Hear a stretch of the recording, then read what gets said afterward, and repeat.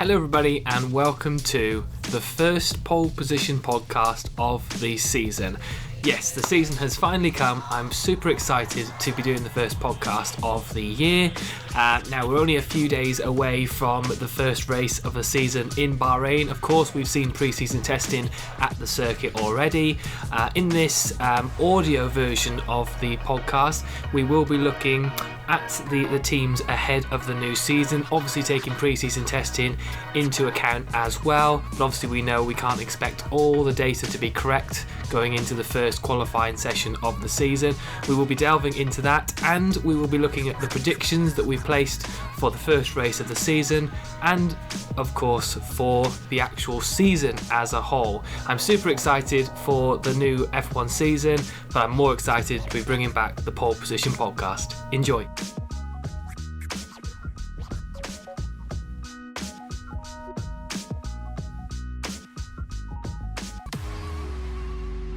Hello everybody and welcome to the first episode of the Pole Position podcast for 2021. We've had 3 days of winter testing in Bahrain and we have some idea and thoughts of what the new season could be for 2021.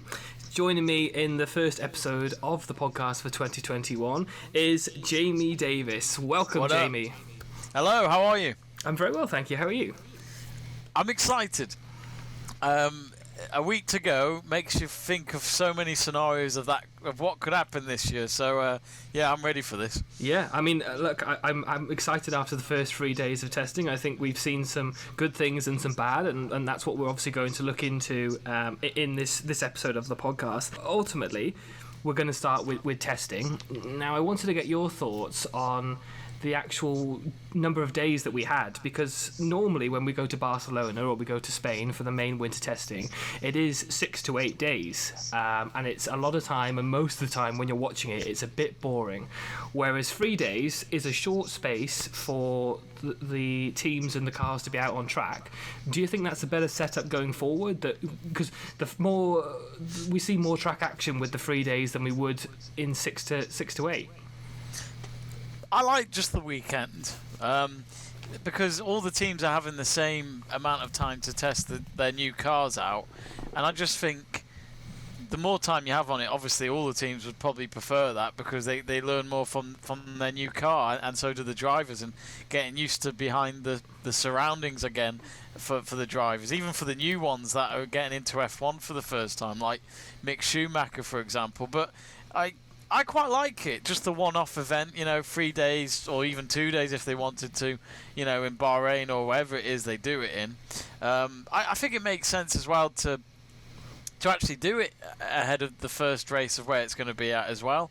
I'm sure for logistics and all that, it saves the money, because you may as well just keep it all at the circuit for the next 2 weeks and then just come back with the staff and then, of course, crack on for the first race. So isn't it funny? I've said this before and I'll say it again. COVID-19 has definitely brought in a few kind of wake me up moments where it's kind of gone, why do we need to do this when we can do this instead? Yeah. And like the stuff like working from home and all that, that's becoming a thing. A 4-day week and all that's becoming a thing.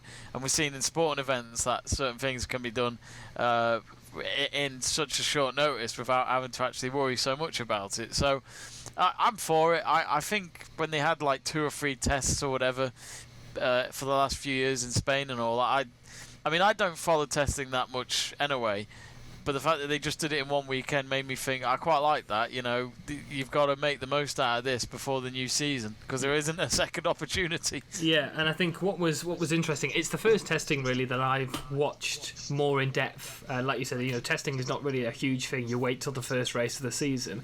But this year I was quite invested, so I thought I'd give it a watch. And what was interesting is that usually in 6 to 8 day tests, you can wait an hour before the first car comes out on day one. Whereas in this short 3-day test, there was like 4 cars out already, because their teams know how much that they needed to get data in the short space of time. So I think the 3-day test actually is better than what we would get if we were on 6 to 8 days. I agree.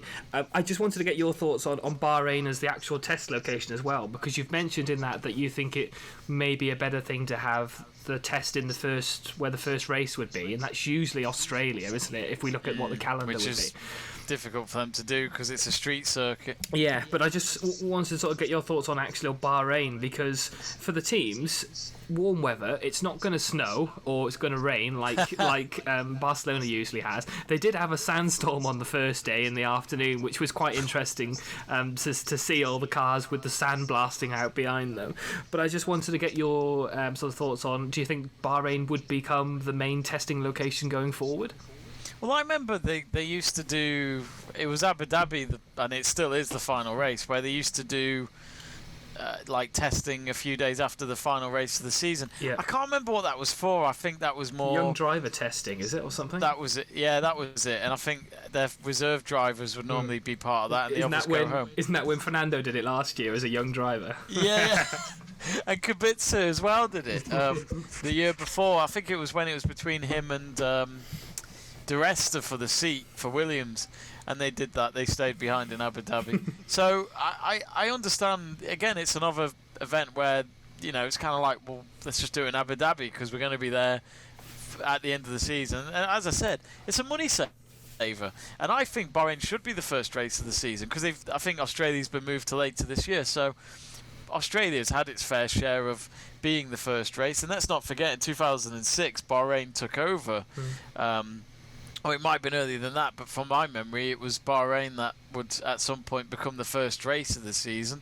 And I remember it was Schumacher and Alonso up against each other in that race. And Alonso overtook him with a few laps to go. It was a great race. So I prefer that than Australia because I don't like the idea of getting up at 6 a.m. for the first race. Yeah. How dare they? Yes. I think you're absolutely right. I think if it would be a logistical best in that way to have them. You know, like I said, it's got a couple of weeks now until the first race, but most of the stuff's already there. I don't know if most of the drivers are staying there because, you know, it's easier to just stay in the hotels, as it were, and sort of chill out from there if they've got their friends and family there. So I think they have all moved back to their place. I've noticed Perez is back home at the moment. Has he gone back to Mexico? Yeah, I think he has. Yeah. I think Bottas, I saw, flew back to Monaco, so I suppose it's not that far of a distance. But yeah, no. Like you said, for most of the teams, all the stuff's already there. The cars have probably been left there, so I think like you said, I think it saves to maybe have the test where the first race would be. And I think it'd be good to see when Australia comes round at the end of the year, if that sort of changes, if the weather's a bit different to what it would be in March time to where it is in October, November, whether that's a different factor for that race, because it's not always the most exciting first race of the season, is it, Australia? I like Australia being on the calendar because it kind of covers the four corners of the globe kind of calendar, but I haven't been fussed about Australia for a good few years. I can't remember a good race apart from when Haas had the wah, wah, wah kind of start of a season. Absolute stinker that was, wasn't it? But let's go back to sort of testing then. Who sort of impressed you in them 3 days? I know you said you didn't watch it in depthly, but what did you sort of take out of getting maybe the highlights of testing? Who sort of impressed you in the 3-day test? I actually thought, even though they're teams together, they're partnered together, Red Bull impressed me, and AlphaTauri impressed me. And what does this say about both the teams? Now, if I'm correct, both of them have the same engine, or at least engine manufacturer. So they might not have the exact engine, but that says something to me. Red Bull are slowly creeping up, I feel. Mercedes were no doubt the most disappointing of the weekend from what I've seen in terms of the timings. But yeah, Red Bull for me and AlphaTauri. I mean, I think with Verstappen, he's got to look at this as his final year for Red Bull, which, can I just say, I'm taking this from you, my friend, because you've said it. Nobody else has been saying it, so I'm not going to take any credit for this. But I remember you said on your channel that, you know, why can't Verstappen be the next Mercedes driver?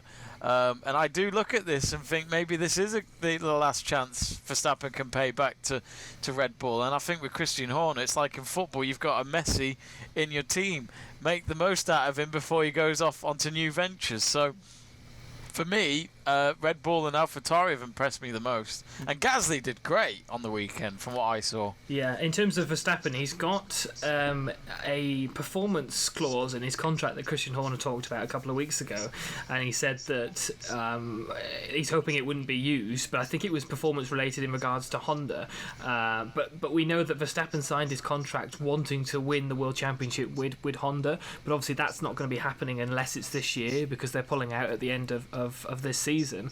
So it would be like the Red Bull powertrains going forward. So maybe if he doesn't win with his sort of wanting to win for Honda, it might be that he goes to pastures new. But I absolutely agree with you in the sense that Red Bull, and for me most importantly AlphaTauri, did look strong in that test, and we know we take testing with a pinch of salt. It's not the be all of end all. Mercedes could come in and get pole and win the first race and look absolutely dominant as they usually do each year.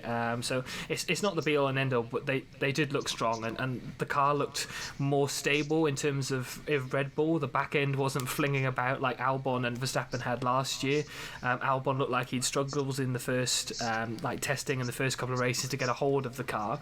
So I think they have impressed over the winter, and Sergio Perez was looking good as well. Both him and Verstappen topped the timesheets. Perez in the morning and Verstappen in the afternoon on day 3. What do you make of, because people can't see this because it's audio, but you're wearing a Mexico football shirt.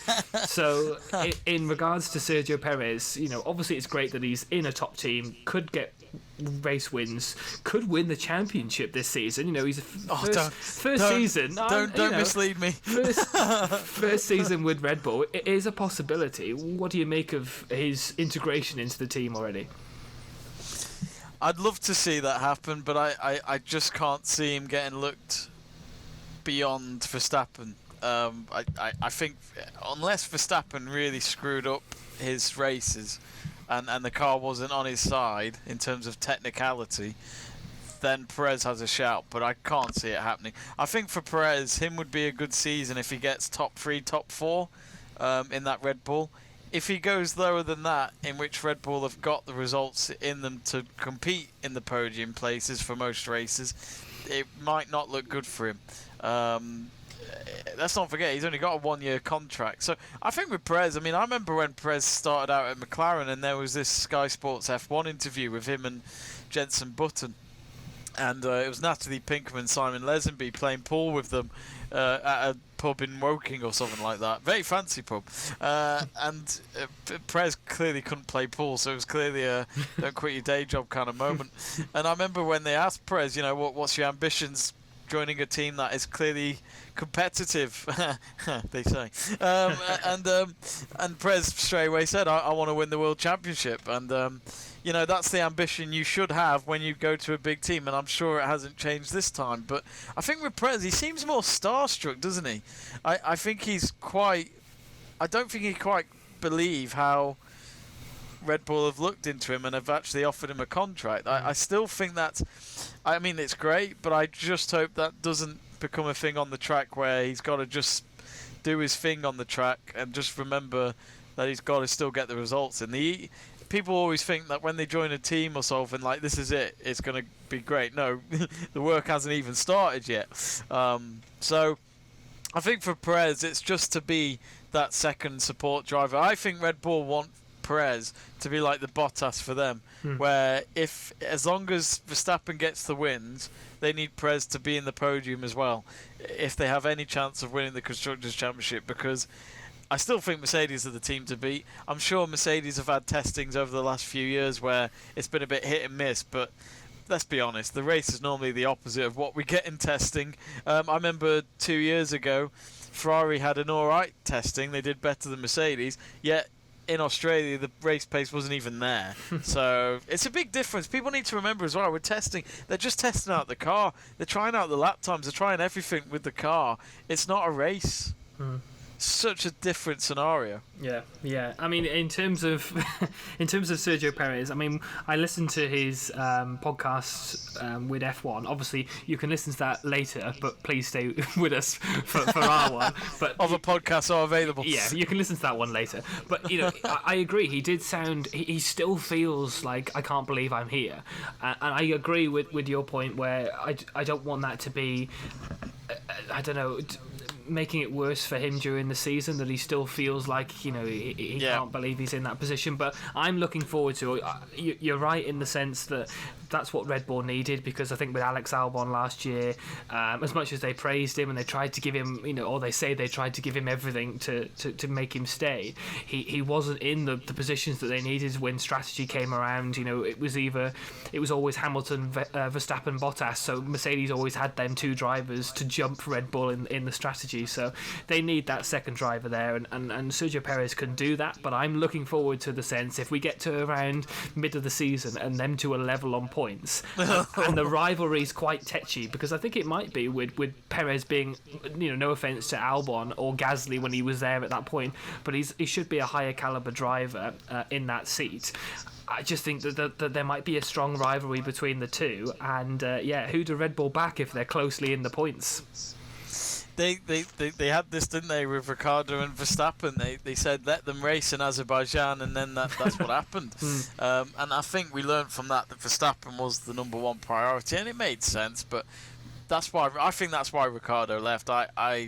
He said he wanted to change and all that, and everyone goes through that. I had a Zoom meeting at work today where someone wanted to change after being there for 3 years. So, that might have been his excuse, but for me that was no.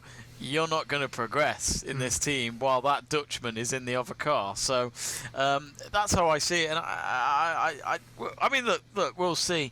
I think for Christian Horner, he's just got to hope that there's no collision between the two drivers. Otherwise, the management will be very heated. Yeah. And look, I'll say this now for Perez.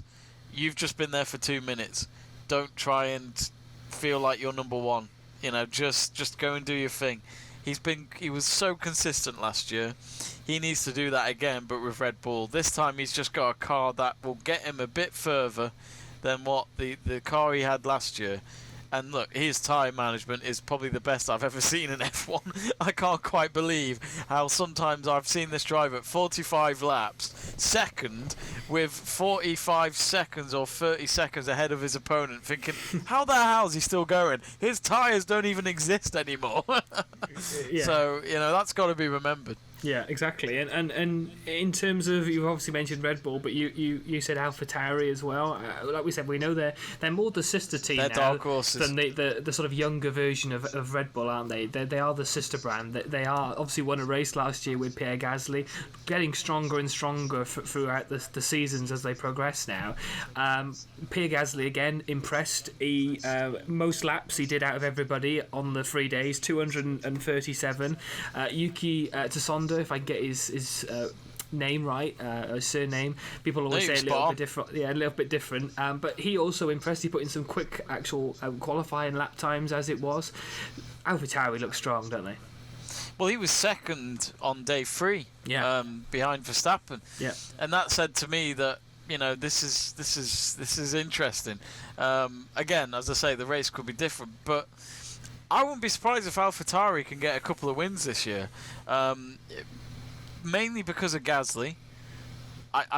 This is why Perez has to be careful, because if Gasly can pull it off again, surely Red Bull, even though they might have to swallow their pride over the decision of what they gave Gasly a couple of years ago, they've got to just swallow it and go, look, let's give this kid another chance. We demoted him, we made him feel like crap, and he's clearly picked that up and gone, right, I need to be better. And he has done. He's already won a race. He got a podium the season before in Brazil and beat Hamilton to it on the last straight, which was it was incredible. That Honda power. yeah. So I'm very impressed. That's why they're my two teams to have watched out for from Bahrain. And AlphaTauri are just one of those. I think they're one of those that have punched above their weight. But it's a great sister team. It's an execute order 66 moment where the two AlphaTauris are first and second in the race. Then there's Perez and Verstappen behind them. Execute order 66. Perez and his Japanese friend will crash, and then they'll make sure that the other two go and get 1 and 2, which is, of course, a repeat of Singapore 2008. So, yeah. Great. That's my theory. Well, I'm going to throw a theory out because I feel like we're both doing it, so we might as well. Verstappen to go to Mercedes, and then Gasly and Perez at Red Bull going forward. Say that again. So we've got Verstappen that goes to Mercedes, and then we've got Gasly and Perez that stay at Red Bull. I'm for that because I think this does feel like Hamilton's last year, doesn't it? Yeah, if he wins it, I think that's why he's clearly not made the decision because he wants to see how this year goes. I feel, and I think if he's going to have the same kind of car again, that's number one on the grid, he's going to beat Bottas. He's excuse my language. Can I swear or am I not allowed? I mean, if you want to. No, I won't. I always think if you say yes, then I will. He's phenomenal in terms of the fact that he's got the car, but he's proving to why he's better than Bottas. He's someone that he will pick up the pace when it matters. When anyone comes and gets near him, he's got this shield around him. The moments he had with Vettel on that overtaking he had when Vettel was at Ferrari, it did make you realise, we know which one's better. And people go on and say it's about the championships. Yes, but when you see them head to head, that's the key for me. And I still say this: Alonso is the only driver for me that I actually think could actually beat Hamilton if he had the same car. Of course, Alonso's been out for a year and he's in a Renault, Alpine this year. We'll see what happens. So I think for Hamilton, again, he should win this World Championship because it's the same rules and regulations, so the car shouldn't have to be going through much drama. Even what we've seen in testing hasn't gone to plan. So it does feel like it's his last year. I think it's his last season if he wins, because he's done it. What's there left to achieve? He's going to finish on top. The most successful driver in F1. He's already got the most wins, and then now at the end of the season, he will have the most championships. Well, why go through another year? He's going to break more records, isn't he? Isn't it? He's got like pole positions or podiums or something. That he's only got 2 more, I think, pole positions to beat Michael Schumacher or something. So he's going to beat that record as well. But and I'm sure if he'll win enough races, he'll be the first to ever get to 100 race wins. So. Yeah. It's all there for him to end this season if he wins the World Championship. Again, though, I mean, who knows? COVID might... I do think COVID has become a big decision for some athletes in sport where they either look at it and think, no, actually, it's made me realise how much I love the sport. I want to do this for another 5 years if I can. But I think for some it's kind of gone family-related. Or here's another thing. Hamilton doesn't have family. As far as I'm aware, we don't ever hear about him having a family. He doesn't have a kid. He's got a dog, but he hasn't got a wife or anything like that. And I do honestly think he's quite old now. He's in his 30s. For someone like him, you look at Vettel, you look at Raikkonen. They've got family, and I always look at people like them too, where I think, yes, their profession is F1 racing. Yes, it's a great job and easily good paycheck at the end of each week. But I look at them and think, is it funny how happy they are? In a way, if it doesn't go so well for them on the track, they've got their family, and that's all that matters. And I look at Hamilton and I think, he needs it. I think, and I honestly think after this season, if he can win it one more time, I take a year out. He's been non-stop since he's been in karting. I might be wrong though. I might be underestimating him right now, but I just feel that this could be his last year, and I completely agree with you. Gasly at Red Bull, Verstappen at Mercedes. It's perfect. Yeah, I think it makes sense. I think it would bring a good rivalry back to the sport. I think you're right. If Lewis Hamilton wins, and as much as I love Bottas, and he does look a bit different this year. He looks relaxed. He said in his Mercedes car reveal that he's going to be a bit more of a selfish driver this year, a bit more like somebody said Nico Rosberg, but he said, well, me and Nico me and Nico are like two different, personalities in that sense. But he is going to be a bit more selfish this year. So hopefully we see that. But I ultimately agree. I think if Lewis Hamilton wins this season, which we all expect Mercedes still to be the top dogs, and we expect Lewis Hamilton to still win the championship. In the contract, they signed a year for the driving side, but they were looking to other options in terms of staying in the Mercedes family and program and doing other things like the diversity programs that they've set up at Mercedes. So it could be the sense that he does this year, wins the world title, becomes the best in terms of all-time facts, history books, and then goes and does more for the Mercedes diversity programs and more outside of the actual racing for the sport. So I think that's definitely the option, and I think we all know as much as Mercedes had issues, they're still going to be the top dogs, really, aren't they? Yeah, and Mercedes are, in my eyes, the best team we've ever seen in F1. And I think it did surprise me that Toto Wolff has decided to carry on. Did you think he would take? Don't want to butt into it. Did you think he would take that role like Stefano Domenicali did? Because he was interviewed and he discussed the role. He did discuss the role. I don't think it went any further than just like the talks, like an interview. But they had talks, with Chase Carey and that about it.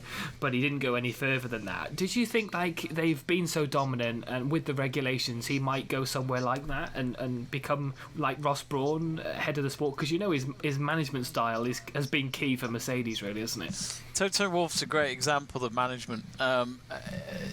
I'm waiting for his book to come out because I'd love to get his tips. But it's interesting. You know what? He would have deserved it, and this is why Christian Horner's been always tipped to be like the next Bernie Ecclestone in F1, because they know how to succeed. They know the sport. They started from the bottom. These people. They invested their time in it. They know what it's like to be a racer as well. That's a big factor. That's why I loved Ben Edwards as an F1 commentator, because he knows exactly what he's talking about. He was a racer himself, which is really sad because he's not doing it this year. But I think with Toto Wolff, I'm just surprised that he's doing it for a few more years from what I've seen. I mean, Toto Wolff is like Gronkowski and Tom Brady at the Buccaneers. Brady will not do it if Gronkowski's there, and I feel like Hamilton might do another year after this because Toto Wolff was there. It's just worked. It worked from day one. Yes, you had Ross Brawn for 12 months in 2013 when Hamilton had just joined, but I think Ross Brawn helped him get there because it's Ross Brawn. Who doesn't want to drive for Ross Brawn when he gives you that? Niki Lauda was there, wasn't he, as well, who played a pivotal role. Exactly, and Niki Lauda, I don't think he went to sleep if he didn't win a race. That's how good Niki Lauda was mentally. So I just look at the whole thing and got stuff going on with Aston Martin as well. So I'm just a bit surprised. I'm still surprised because I honestly thought with Toto Wolff's contract nearly up, I thought, he's done his bit. It is that motive of what's there left to achieve for. Where you can, of course, create a new standard, set a new benchmark, but sometimes you want to just set that benchmark for someone else to beat you. I don't know. You look at Usain Bolt in his sport. You look at Boris Becker being the youngest to ever win Wimbledon. They're there for a reason, and I think deep down these people like for it to be beaten. Yeah, I mean, maybe it's the case where he's now thinking, well, because we've won so much, maybe if we win in the last year of the regulations and I'm there, maybe then see out the first couple in this new reg and then bring somebody in once we're more up to speed with the new regulations. I don't know. I don't know what Toto Wolff's thoughts are, but I agree with. I think Hamilton and Wolff are like a perfect partnership. I think it's the fact that the spending cap's a lot less. And Toto Wolff actually put in Drive to Survive last series. He wasn't happy about it. You wouldn't be when you're winning. No. I get what he's saying, but sadly as a neutral I have to disagree because that should be the challenge. You should all have the same and that you can all afford that. Yeah. Not 500 million is your spending cap, and then teams like Williams can go, I've only got 45 million, so I'm clearly going to have the slowest car on the track. Gene Haas completely disagreed with it. I don't blame him. A lot of people can look at it and say, well, if Gene Haas was on top, he'd disagree. Yeah, of course he would. But you've got to be realistic. This is how it works. Make a spend cap where they can all reach that. That's how it's going to make it more interesting. Yep. Of course, it's easier said than done.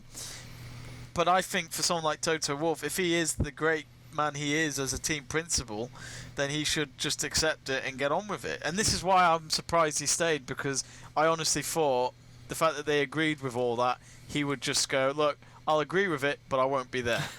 So that's why I'm surprised. Yeah. But yeah, look, I'm sure Toto Wolff will he'll always get a job in motorsport if he ever wants it. So, names, you just need to mention his name and he'll get an interview. Simple as that. Yeah.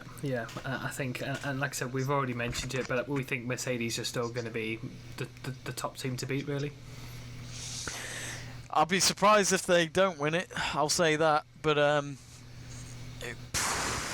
Bottas has got to go for it this year. He's got to see those gaps, and because my fear is for him is when we saw George Russell beat him. And that just said to me, sadly, Valtteri, you're good, but you're just not quite good enough. Well, yeah, we talked about Verstappen maybe going there. Russell's hot on the heels for that seat as well, isn't he? I think it would be... this is the thing. Could this actually be a season where... could this actually be Bottas' last season at Mercedes as well? Could it actually be that George Russell joins Verstappen? Yeah, we could see. That's not a bad team, is it? You're not a bad team. And let's be honest, it's not going to cost Mercedes much to get George Russell on board. He's pretty much on board as long as they give him the contract. So yeah. Well, interestingly, isn't Nico Hülkenberg Mercedes' reserve driver this season? Is he actually? I didn't know that. I think it's been rumoured. Stoffel Van Dorn's obviously still in there, but they didn't bother with him last season, did they? And they brought Russell in. So I love it how Van Dorn put out an Instagram story the moment when they announced that Hamilton had COVID, and he put out an Instagram story saying, I'm off to Bahrain, wink face. And then everyone was like, obviously thinking, he's going to be the reserve driver. And I said that to you, I think I said it. Surely it's Van Dorn. And then he didn't get it. And I just laughed because I thought, surely after that you have to leave, because what's the point? What is the point? But yeah, Russell Verstappen could be an interesting lineup. Who knows? There's so many drivers that are looking to be out of contract. But if we just go back to the sort of costing as well. Time in the wind tunnel has been affected as well in terms of where you are in the order this year. So you look at Ferrari had an absolute shocker of a season last year, but they've had more time in the wind tunnel and more time to do work on their aero than Mercedes and Red Bull have had. So actually having a stinker of a season last season has helped them to improve for this year and then ultimately for 2022, because it's doubtful that they're going to be as up to the order as they were a couple of seasons ago this year. So if they finish in around 5th and 6th, maybe 4th for this year, they've still got more time in the wind tunnel. So going into 2022, Ferrari could be up there as the best team. It's one of those things where you're coming to the end of an era, and if you're not up to standard already, what's the point in improving it? I think that's what's happening to Ferrari. Ferrari already came out at the start of last year to say that they weren't going to be competitive for a few years, maybe. And I just thought, you know what? It's probably best you put that statement out, because at least it then lowers the expectations from your fans, and it might just get a few of them to just not throw tweets at your Twitter account. So, I think if you spend more time on stuff like that, it'll definitely help them out. I hope they do, because I just want to see 3 teams at least going for the World Championship week in, week out. But sadly, I've always said this, there's too many races because it's such a long season. If it was a lot less races, it might make it more competitive. But even we had that last year, and it didn't really matter at the end. No, we were hoping short races, and then it didn't happen at all, like you say. So no. Who knows? But I'm just going to quickly go, because we've just mentioned Ferrari, and obviously we've talked about AlphaTauri. The midfield battle, I think, is going to be more interesting than what we've had in the last couple of seasons. AlphaTauri, we've already mentioned, look good in testing, and they've got 2 good drivers for this year. Ferrari, a newer driver lineup, Carlos Sainz has come in, and he looks like he's hit the ground running. running at a team that we don't know where they're going to be really in terms of Ferrari this season. Fernando Alonso is back at Alpine and looks up to speed, and he looks happy in the car already. We know that can change with Fernando Alonso. Giving it a couple of races, if he's not happy, he'll kick off. Aston Martin didn't have the best start, and the testing wasn't great for them. The car still looks the best car on the grid, so every time I look at it, I smile because it does look incredible. But and then obviously McLaren, Daniel Ricciardo in that seat this year, Lando Norris alongside him, Mercedes engine, they look good as well. What are you thinking in terms of this midfield battle? Who's going to be the best of that teams? I think McLaren. I think sadly my heart is going towards Aston Martin. Because they've still got the same people. Yep. What have we learned from Racing Point Force India over the last 6-7 years? We've learned that even with whatever they get given, they can make the most out of that equipment. And I just feel if they've got the same management and the same group behind all that, why can't they do it again? But with real investment and sponsors in that you mentioned recently, Jack, on your channel, is the fact that they could even improve from that. I think they could go for third or fourth. I really do. I think it's between them and McLaren. Yeah. Alpine, it's one of those. I have to see the season, like first couple of races, and see what we're dealing with race pace. But I just think for now, if we're going to preview the season, my safety net for me is to say that McLaren and Aston Martin are the two teams going for the outside chances. Maybe a few podiums as well. I mean, Racing Point showed it last season. So they've got to look. So did McLaren. But McLaren they're going in the right places. They're building the right things, and they're making a slow progress. But it's realistic. It feels like a long time ago since that race win in Brazil in 2012. Well, it is. It's nearly come next year. It's 10 years. So yeah. It has been a long time in terms of F1.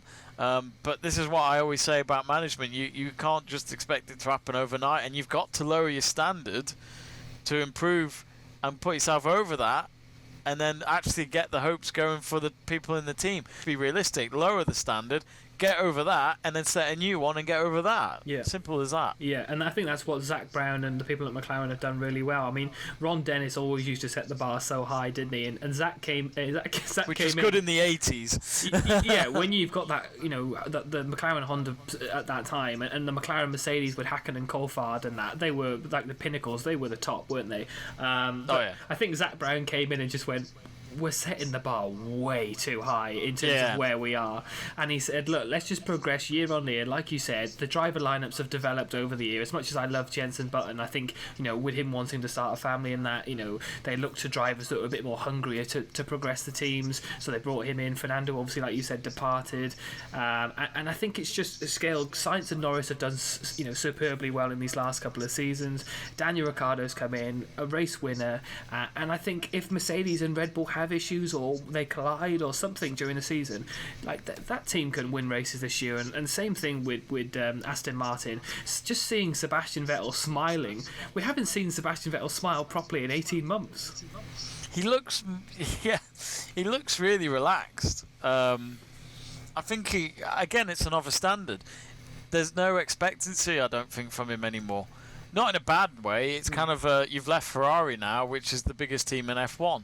So, of course, your standard's going to be seen a bit differently, and there's a new Vettel. Yeah. But sometimes making a change is the best thing you'll ever do.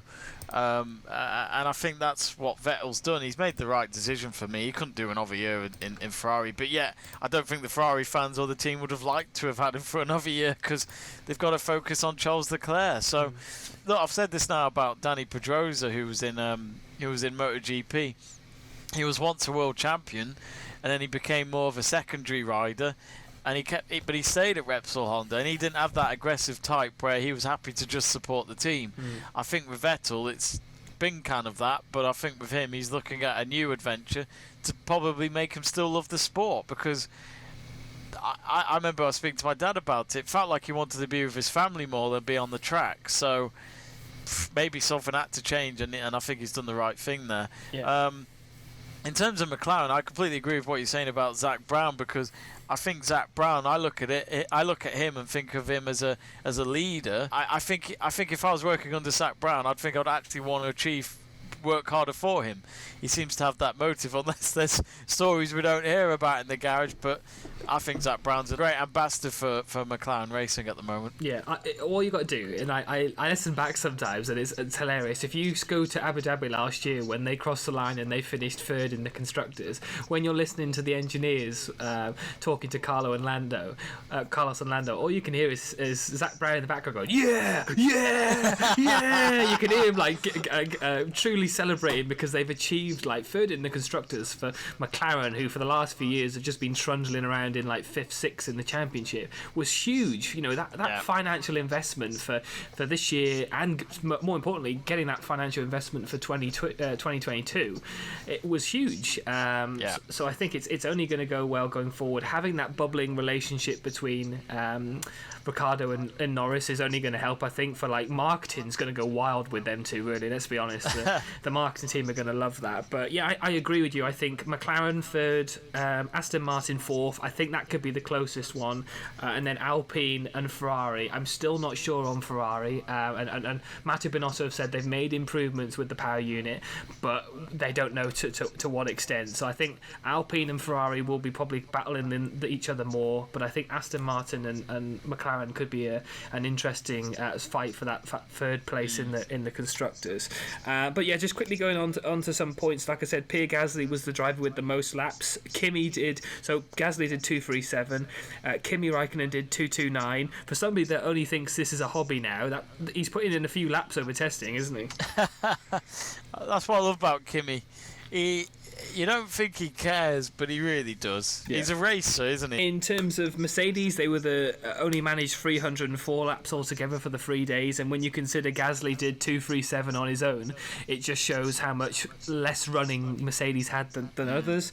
Vettel was the bottom of the driver chart in terms of lap counts. He only managed 117 laps, but overall in the 3-day test there was 3,725 laps. So although how many lap counts doesn't really matter, or testing times don't really matter, I think it's for going into the first race of the season, that's the only data that they've got for these new cars. So it's important to sort of hit the ground running, and like you said, mentioned previously at the start of the podcast, I think it's important that it is the first track of the season as well, because although it might be different times in the day, the heat might be different, it's still the same track at the end of the day, isn't it? So well, this is it. I mean, like we're seeing testing for once where you're absolutely right.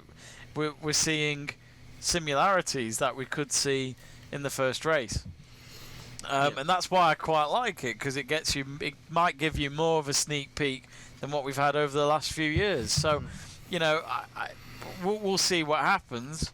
But for me, this feels like a Red Bull circuit. Yeah. Yeah. We'll see. We'll see. It was Racing Point circuit at one point. Yeah, I mean, I think different track, but yeah. Perez will be hoping they do the longer circuit, won't they? Can you imagine if Perez just wins the first race in Bahrain? He'll just be like, "Can we stay here all season?" 4 races in a row at Bahrain. Yeah. In terms of, I actually have to mention quickly, it's just popped into my head that last year, I think in FP1 in the Bahrain Grand Prix, the highest time was around a 1:29 something, and I'm pretty sure, even though the regulations for this year was to make the cars less fast and like less off aerodynamic, Max Verstappen actually had to put in a quicker time in testing. I don't know how that works. All we've got to say is credit to the engineers to find that gap in the regulations to make the cars even quicker, even though that we weren't. That's what we were thought going to happen. So in terms of the first race, then let's just go into it, because obviously we're like 44 minutes now. This might be a 2-parter with how much we've discussed already. But in terms of the first race, then we'll obviously look at the season in a minute. But in terms of the first race, then who do you think going into it in terms of qualifying and race? Then are we going for Red Bull at this circuit? Go on, yeah.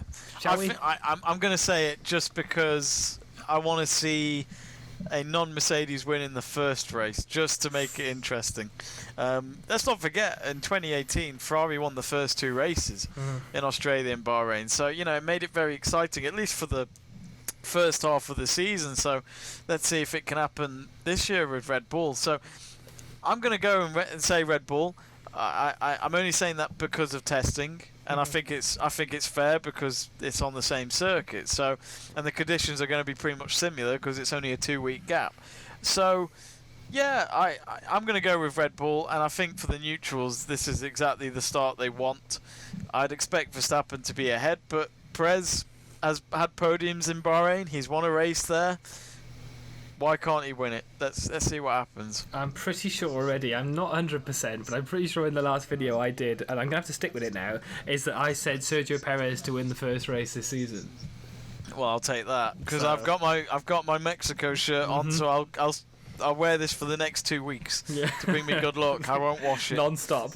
Yeah. I've got others, but I'll wear this one. Yeah, I mean, I'm hoping that Red Bull and, like I said, Sergio Perez maybe winning the first race could make it unpredictable. The other 3 drivers might think, oh God, we have got a race on this season.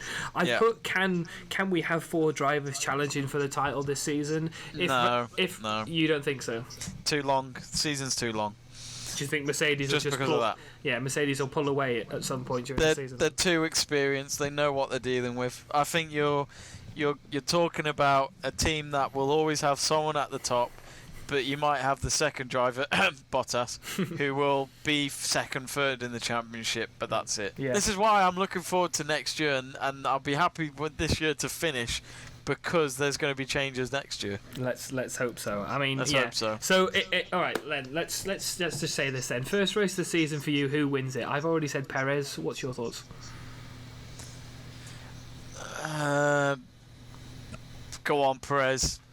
I'll say Perez. I'm not. My heart says Perez, but my brain is going to say Hamilton. I know. We respect you, Lewis, but we just want to see something different. To be honest, we really do. It gets a bit boring. So then let's go to season predictions. Then we'll come back to this from probably the last race of the season or the last podcast of the season. We'll listen back to the preview we did at the start of the year. Who's winning the World Championship for you? Who's winning the constructors? Hamilton and Mercedes. It's a safe bet.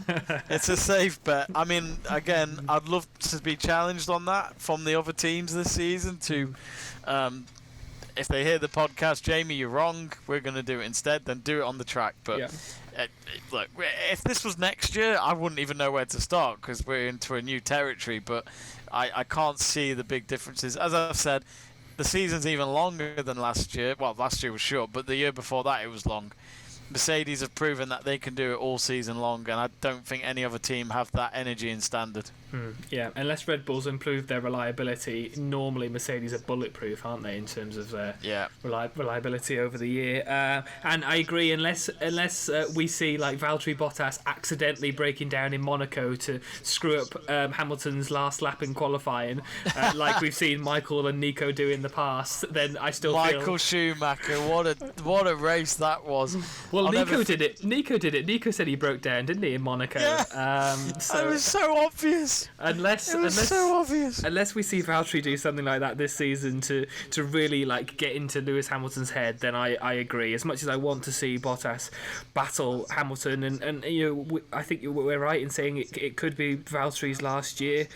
With the new regulations coming in, they might go for a change of direction, but we can't not go for Lewis Hamilton to win his 8th world title this season, and Mercedes to continue to be dominant as well. But if anybody at Red Bull is listening, we also want to see you. We want to see you really be up there this season. But yeah, that's our predictions for Bahrain in the first race of the season, and then of course for the season in general. Let us know your thoughts. Do you think it will be Lewis Hamilton or Mercedes to win the drivers and constructors? Jamie, Williams. Come on, Williams. I mean, look, we haven't spoken about that, but I'll just quickly mention that they're not going to be back of the grid this year. I think Haas are definitely going to be at the bottom. So, I mean, it could be worse for Williams. But, Genie. Yeah. Gene's not going to have a great year. Gunter's going to be swearing a lot. I already... Oh, that's perfect for season 4. Exactly. We can't complain. If they get the back of the grid, at least we get to see Gunter upset. But yeah, thank you very much for your time on the first episode, Jamie. And always. And I'm looking forward forward to speaking with you throughout the year, as maybe we see Red Bull getting a bit better. We can talk and be uplifted. Maybe our predictions might change. I doubt it. But yeah, everybody that's listening, if you're listening via the audios of either the Apple podcast or if you're listening on YouTube as well, let us know in the comments what are your thoughts in the predictions for this season. Who do you think is going to be the Drivers' Championship winner and the constructors as well? Don't forget to subscribe on the YouTube channel as well. Yeah, thank you very much for listening, and we will see you all in the next one.